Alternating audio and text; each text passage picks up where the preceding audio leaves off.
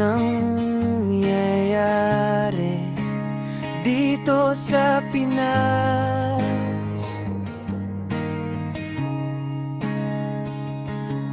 Ginagago mga tao sa baluktot na batas.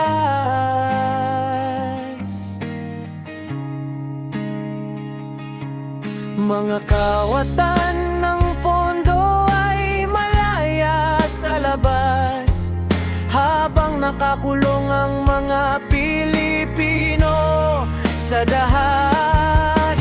Kaya ang tanong ko ay ano pa ba ang kulang? Kabilang ebidensya na sa korte ang lumutang, nalarawan ng bigayan ng maleta at abutan ng pera't salapi na para sana sa ating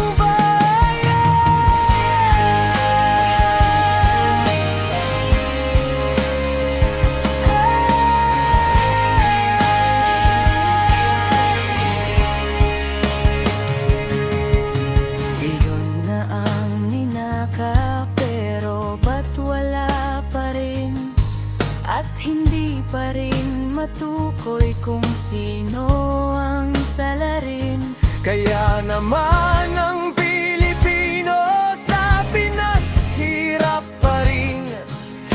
Kasi kapwa Pinoy din ang kalaban sa krimen. Tangi ng mga buhaya na sakim na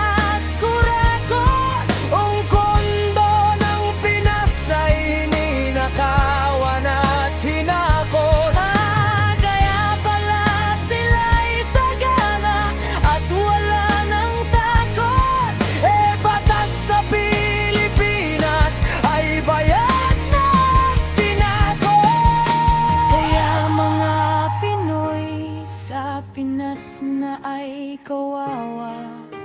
Hustisya ang hinanap, pero ba't malabo yata? Kahit mulat na tayo